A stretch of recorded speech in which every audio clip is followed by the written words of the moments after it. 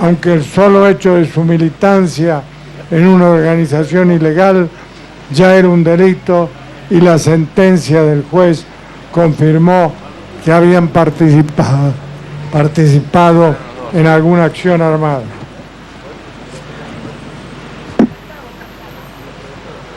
Por otro lado, al pertenecer al enemigo, como uno de los testigos nos llamó, su testimonio no puede aceptarse por estar viciado de nulidad, por la evidente parcialidad que muchos testigos se encargaron de exhibir ante el tribunal.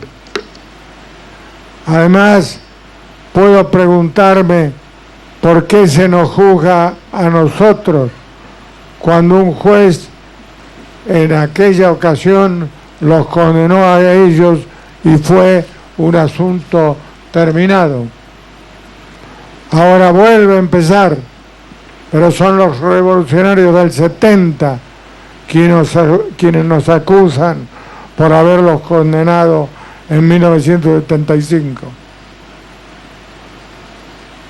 Otra cosa que campea en la declaración de los testigos y en las expresiones de los abogados de la querella es la confusión y la fusión que hacen los nombrados entre guerra revolucionaria y gobierno militar, pretendiendo que ambas cosas son lo mismo y que quienes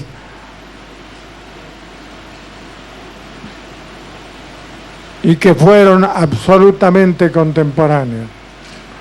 Con este cambio de fechas y propósitos, ellos arguyen que los terroristas del 70 actuaban en defensa de la democracia, puesto que se oponían a un gobierno de facto y pretenden que los militares desde el gobierno los perseguían por pensar distinto, o como alguno de los testigos dijo acá mismo, con singular soberbia, simplemente por pensar. La realidad es que un año antes del 24 de marzo del 76, el gobierno electo constitucionalmente nos ordenó a las Fuerzas Armadas de Seguridad y policiales aniquilar a la subversión en Tucumán. Y 6 meses después, ese mismo gobierno nos ordenó aniquilar la subversión en todo el territorio nacional. La guerra contrarrevolucionaria, pues, empezó un año antes que el gobierno militar. Y los procedimientos usados por las Fuerzas Armadas y de Seguridad y policiales no cambiaron en nada antes ni después del 24 de marzo de 1976, simplemente porque aplicábamos las leyes y reglamentos militares y lo que prescribían para luchar contra el terrorismo marxista. Nuestros enemigos fueron los terroristas marxistas, como quedó demostrado por los testigos que desfilaron frente al tribunal, y jamás perseguimos a nadie por sus ideas políticas nacionales. Pero para demostrar la falacia de quienes ahora pretenden haber sido jóvenes idealistas que luchaban por la democracia, confunden fechas, épocas y propósitos, nada mejor que citar las palabras de los guerrilleros que derrotamos. Caparrós, Montonero, dice: la subversión marxista, o más o menos marxista, de la que yo formaba parte, quería sin duda asaltar el poder en la Argentina para cambiar radicalmente el orden social. No queríamos un país capitalista y democrático. Queríamos una sociedad socialista sin economía de mercado y cuya forma política no sería la democracia burguesa que condenábamos cada vez que podíamos. Del libro de Alfonso Lessa, La Revolución Imposible, extraigo las siguientes citas. Carlo Marsetti, del ERP, dice: yo digo que por suerte no ganamos, porque no creo que hubiéramos sido capaces de escapar a la tentación totalitaria, porque veníamos formados en el totalitarismo. Luis Martini, sucesor de Santuccio, Mattini, sucesor de Santuccio en la conducción del ERP, expresa en el mismo libro: ¿qué habría pasado si el ERP hubiera triunfado? Es una pregunta que vale la pena hacerse, sobre todo los ciudadanos democráticos que gozan de este periodo que estamos viviendo. ¿Qué hubiera pasado si el ERP hubiera triunfado? ¿Hubiera prevalecido la idea de establecer la democracia o de adoptar una dictadura del proletariado? No nos chupemos el dedo. Esta expresión grosera no es mía. La verdad es que nosotros nunca pensamos en la democracia. Eso dice el jefe del ERP. Nosotros pensábamos en la democracia en términos de Lenin, como un paso, un instrumento para el socialismo. Teníamos toda la concepción leninista más dura. Estos testimonios, sumados al análisis crítico de la historia, permiten a cualquier persona que se interese en el tema concluir que la versión oficial actual del asunto es simplemente falsa. Pero quien mejor desenmascara estas falsedades, mejor por lo contemporáneo, porque ha estado hace pocos días en la Argentina, es un filósofo francés de origen búlgaro.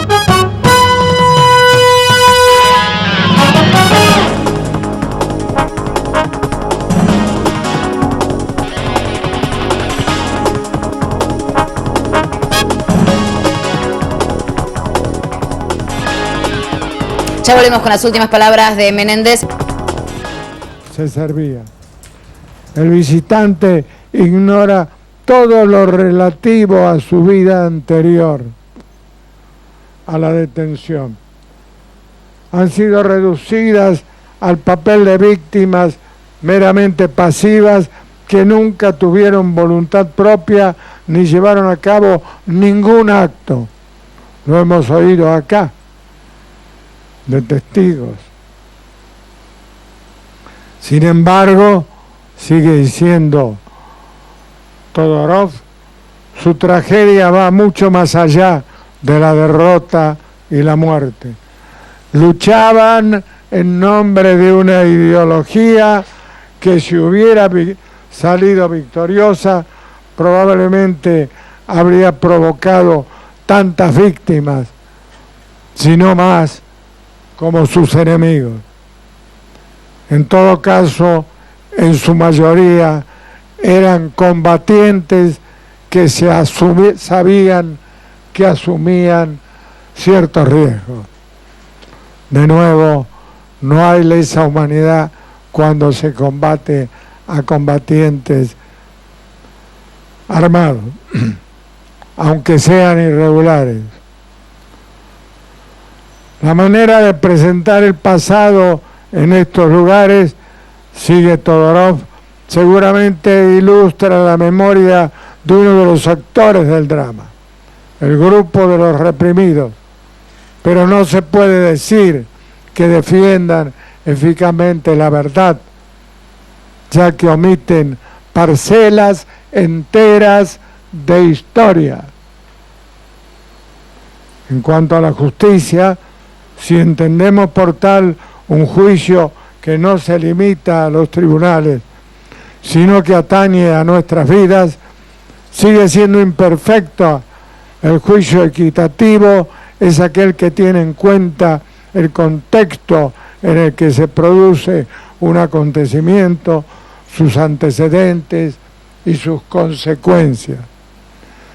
Indudablemente, la opinión del señor Todorov es muy distinta a la que quisieron arrancarle sus anfitriones en sus visitas guiadas.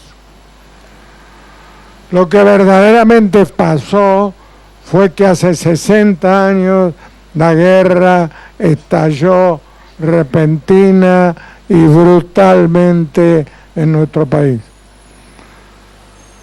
Sin tener arte ni parte, simplemente porque estábamos en la ruta de conquista del comunismo internacional,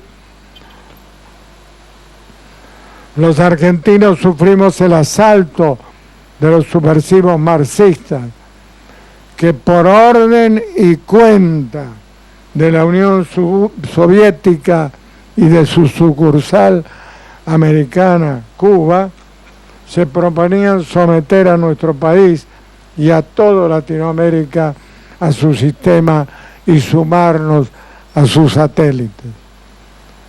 Era la guerra, pero la más total de todas las guerras, la guerra revolucionaria.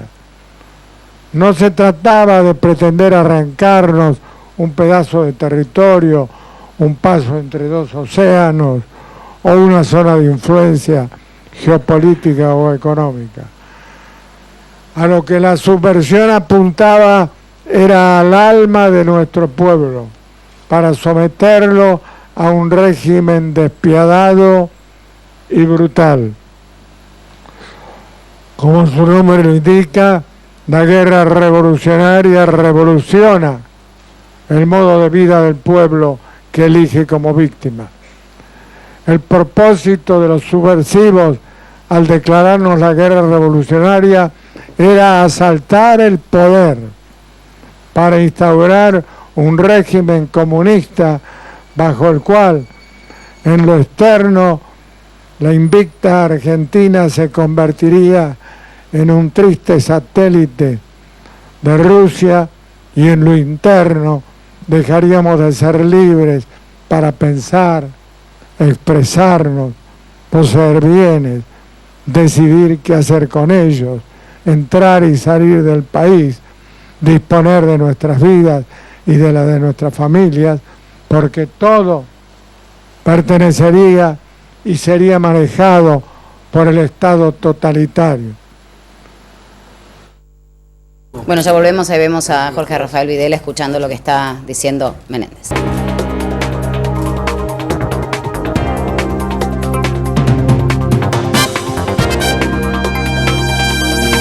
Sentencia para Videla. Hoy se conocerá el veredicto para el expresidente de facto, Luciano Benjamín Menéndez, y otros 28 imputados están acusados por crímenes de lesa humanidad. Ayer Videla volvió a justificar el terrorismo de Estado y ahora está haciendo lo propio Menéndez. ¿Volvemos a Córdoba ahora? Sí, volvemos en vivo, el alegato de Benjamín Menéndez. Por decreto presidencial 2770/75, creó el Consejo de Seguridad Interior, presidido por el presidente de la República y constituido por los ministros y por los jefes de Estado Mayor.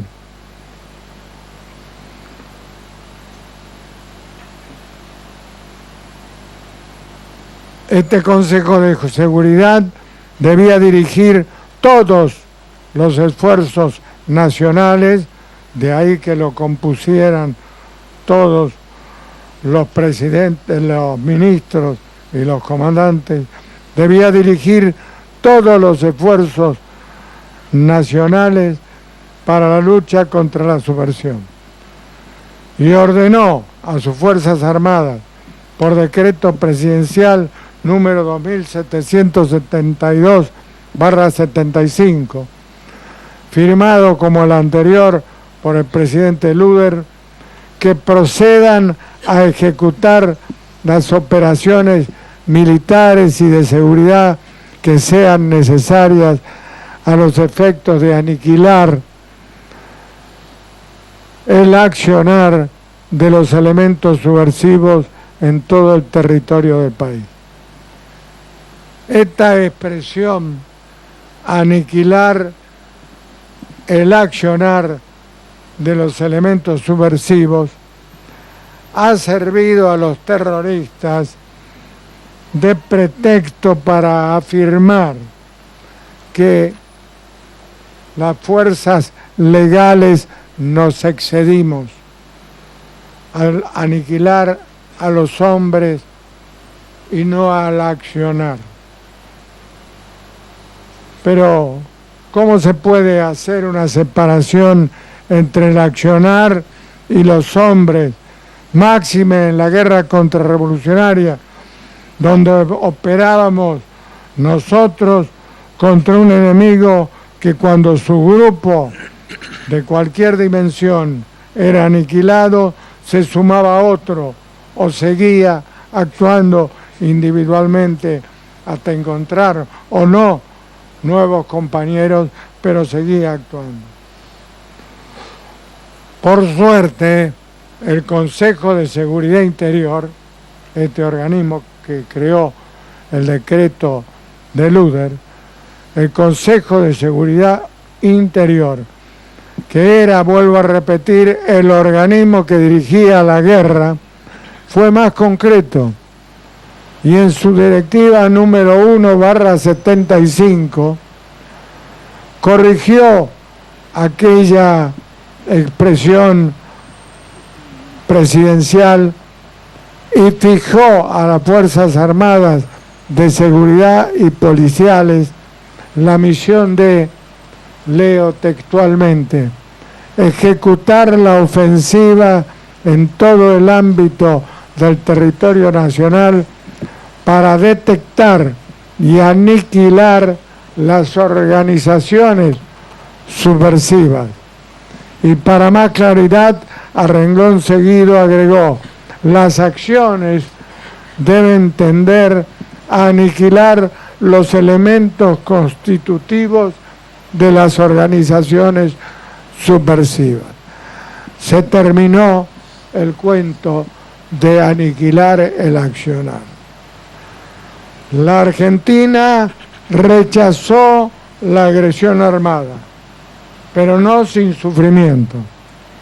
Las fuerzas subversivas ensangrentaron el país durante 10 años, en los que asesinaron a 1.500 personas, de las cuales el 60% eran miembros de las Fuerzas Armadas, de seguridad y policiales, y el 40% eran civiles, empresarios, gremialistas, políticos, funcionarios, sacerdotes, mujeres, niños, e hirieron a muchos más.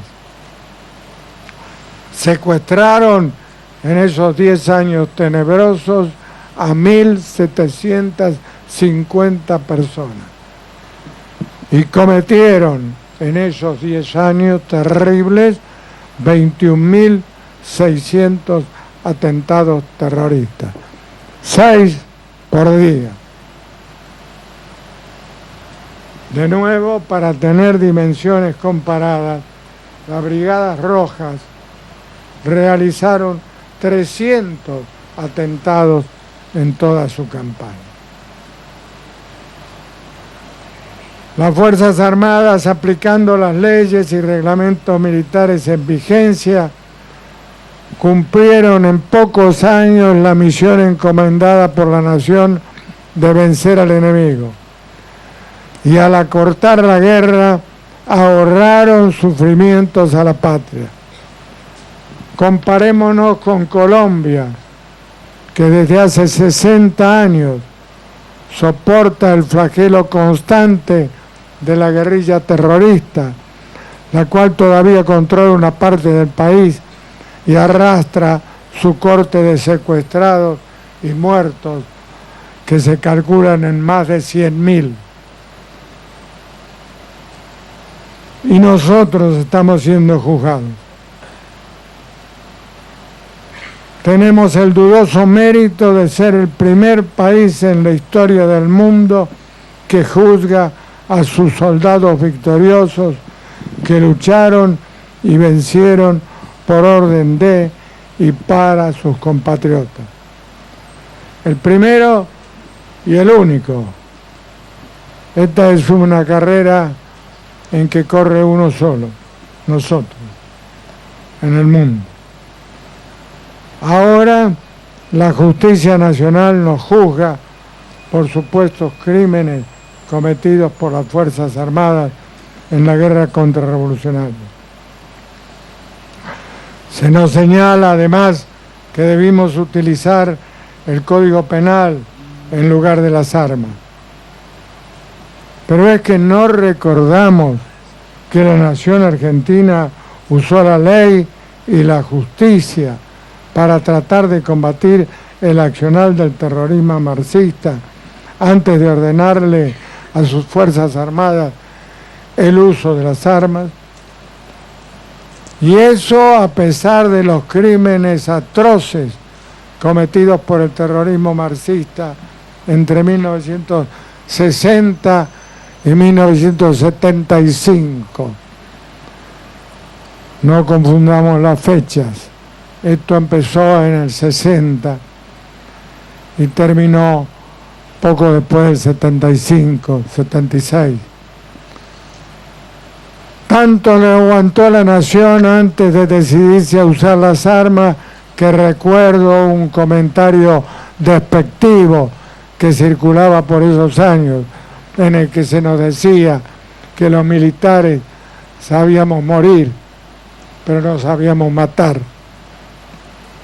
¿Por qué se cambió el procedimiento? Y las autoridades legalmente constituidas de la nación ordenaron finalmente a las Fuerzas Armadas iniciar operaciones militares para aniquilar la subversión. ¿Por qué la justicia aceptó en aquel entonces suspender sus tareas de controlar el accionar de las Fuerzas Armadas subversivas vía la aplicación del Código Penal y entregó esa responsabilidad a las Fuerzas Armadas legales? Si el trabajo judicial de aquel entonces hubiera sido eficaz, lo lógico hubiera sido que el Poder Judicial no permitiera transferir las responsabilidades que estaba ejerciendo.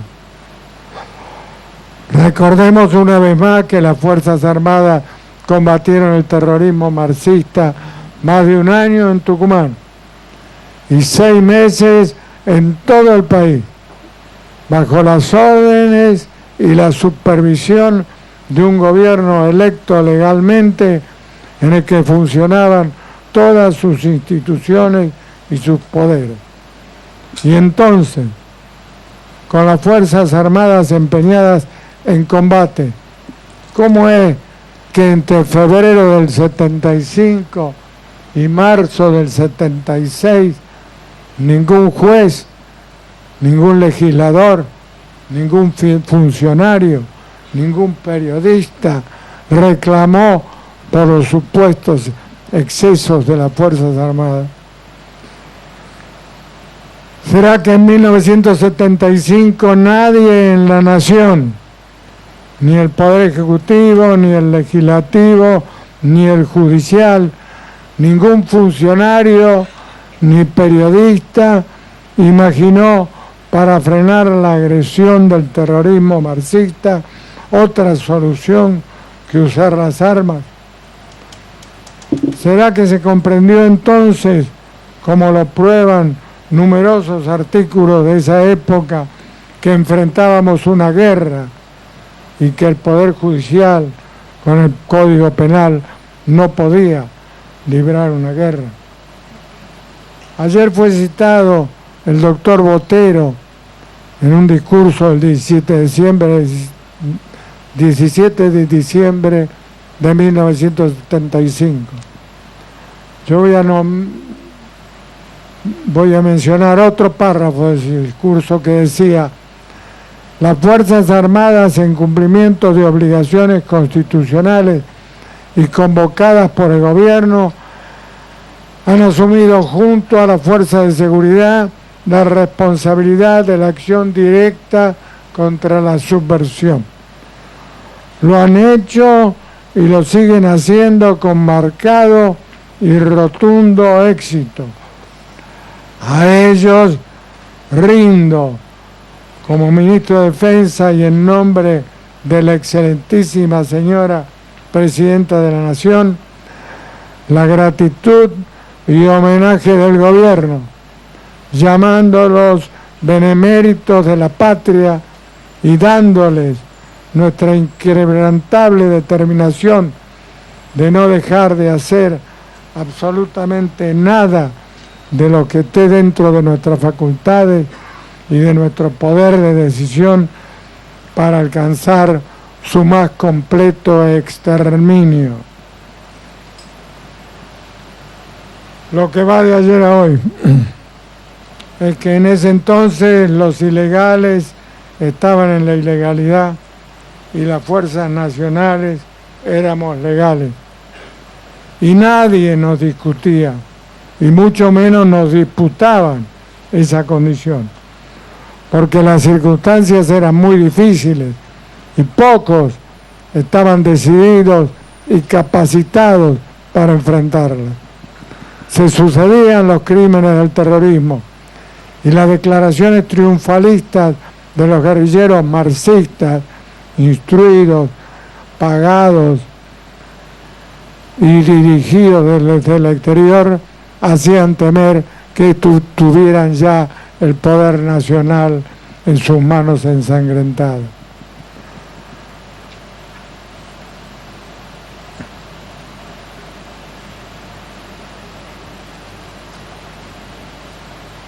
Resulta ridículo que quienes no pudieron hacer la tarea, porque no es misión del Poder Judicial hacer la guerra, nos juzguen y condenen hoy, 30 años después de haber terminado con la violencia gracias al empeño de las Fuerzas Armadas de la Nación. Detrás de esta maniobra están los mismos guerrilleros de aquel entonces, ocupando puestos en el gobierno, buscando ahora matar dos pájaros de un tiro. Por un lado, desprestigiar a la justicia, eje de la República, que para poder juzgarnos ha debido vulnerar numerosas reglas jurídicas y constitucionales. Por el otro, desprestigiar a las Fuerzas Armadas, presentando como crímenes las acciones de la guerra contrarrevolucionaria.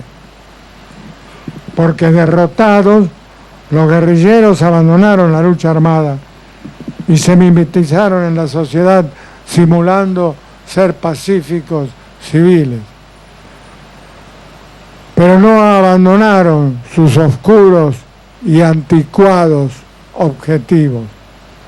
No cesaron la guerra revolucionaria, sino que la trasladaron a otros campos, siguiendo la doctrina de Gramsci que aconsejaba la inteligencia tiene que apoderarse de la educación, de la cultura, de los medios de comunicación social, para desde allí apoderarse del poder político y con el poder político dominar la sociedad civil. Los ex guerrilleros, devenidos funcionarios, no se han sacado aún la piel de cordero, porque le falta todavía eliminar o dominar algunos resortes del poder. Cuando sientan que la capacidad de reacción de los argentinos está anulada, entonces van a dar el zarpazo.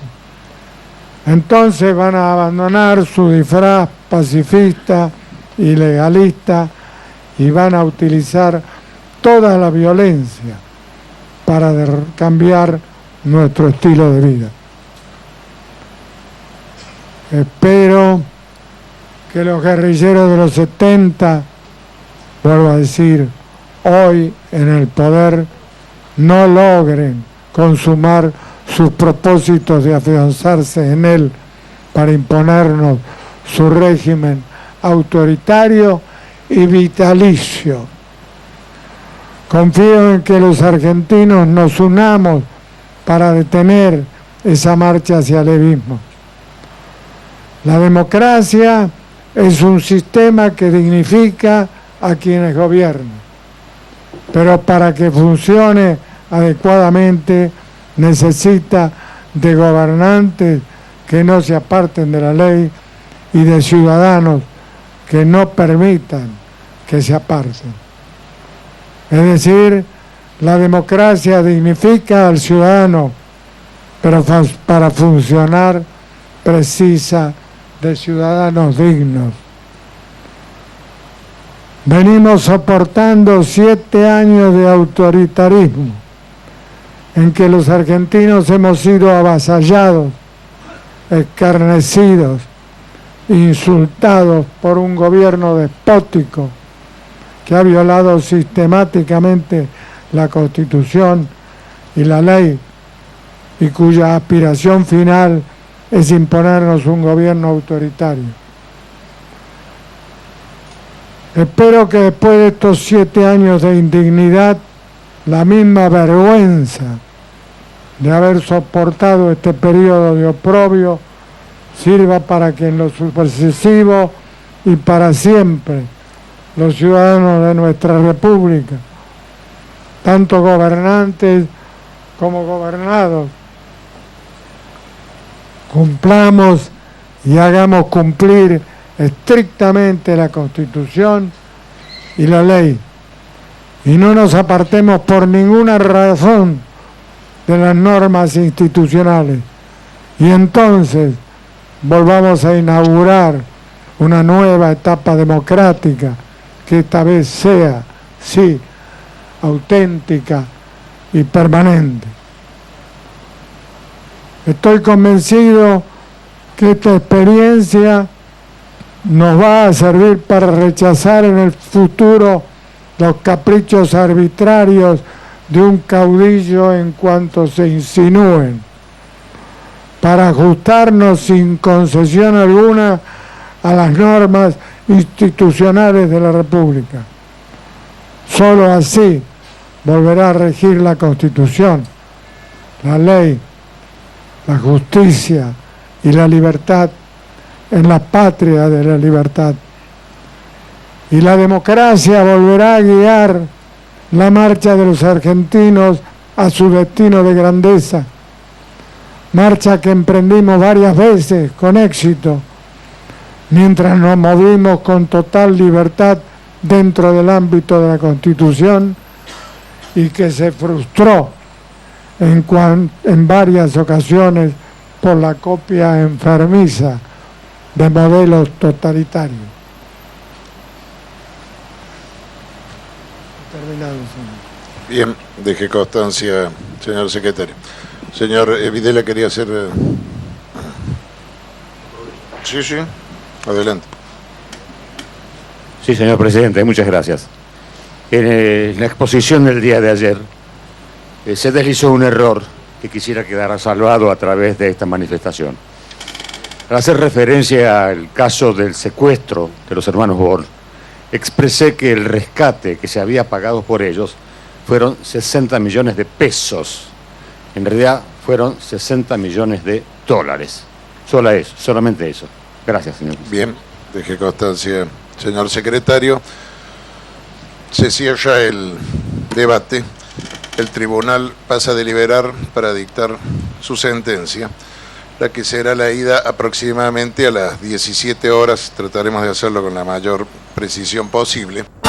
Bueno, Mario Matas tiene una reflexión en esta mañana. Sí, vamos a hacerlo al correr de la neurona, porque venía pensando en hablar de otras cosas, como, y es la verdad, aquí no, yo no mantengo reuniones para ver qué puedo decir y qué no puedo decir, y estaba hablando Menéndez haciendo su alegato, la conmoción es fuerte y el momento es indiscutiblemente histórico.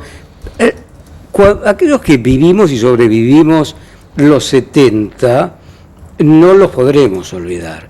Tampoco los olvidarán aquellos que no los hayan vivido, porque es un elemento de la historia, no es necesario haber estado en la batalla de Waterloo para tener una opinión acerca de Napoleón y su proyección en términos del devenir humano. A mí se me ocurre que lo que ha quedado casi inalterado, pero de alguna manera también con pequeños movimientos, es el setentismo. Es decir, dentro del panorama de la política y del partido político y el movimiento más trascendente de la historia moderna de la Argentina, el peronismo se ha transformado en una corriente modernizada, adaptada, vital, porque las cosas no son siempre iguales, pero es el setentismo. Y en cuanto a lo que escuchamos recién en el alegato del general Menéndez, también se percibe lo mismo, modelos, expresiones, maneras, sí, palabras que no se escuchan, que nacieron entonces y aún no han muerto. Es el setentismo. Hoy escuchamos una de sus expresiones. Esta tarde sabremos de qué manera se producen las condenas. Muchas gracias, Mario. De nada, hasta luego. Las 11:34.